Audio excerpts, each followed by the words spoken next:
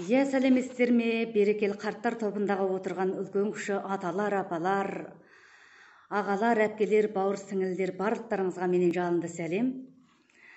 Осындағы барлық желекті шешелеріме, жеңгелеріме, әпкелеріме және сіңілдеріме бұл мереке құт болса екен. Әрбір үйдің алтын босағасы аман, берекелі бірлік, тынысты тірлік, қам қайғысыз, көңіл қуанышты өмір сыйласа екен деген ақ тілегімді білдіріп, және де келіп жеткен қос мереке байланысымен өткізіп жатқан осы шоғырымыздың қимылына алып келген термем, өзгерген ай өмірдің.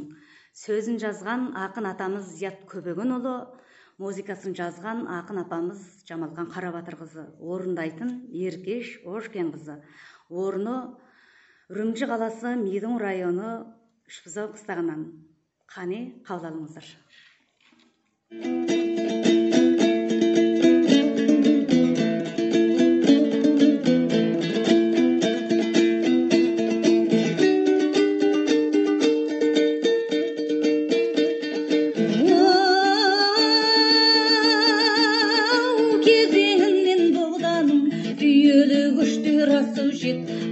Тарғыл өзені аспанға шапшып тасу жет, сол өзенге шомылған балдырған бала қыздардың ұл балалар ұрлықып жейдесін алып қашу жет, қыз балалар қысылып кеудесін қолмен басу жет, келіндер мен қыздарым кеудесін қашан ашып жет.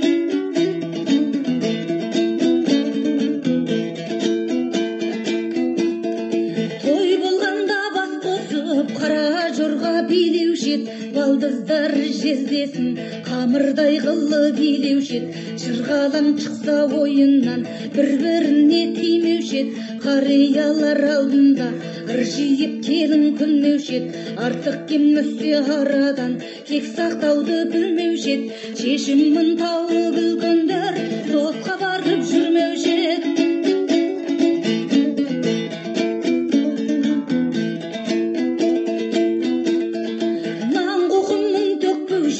Асты сірә бетпеу жет, баладан шықса сотқарлық, үлкендер ұрсып төкпеу жет, ата-ананың алдында көлденең жастар өтпеу жет, тәпілі сөзсе қаталық, күндіз зарлап кетпеу жет, азаматтар ат үсті келіп қалса тебініп, тізгінін қымтап тартатын, өзіне ерсі көрініп, атынан түсіп жігіт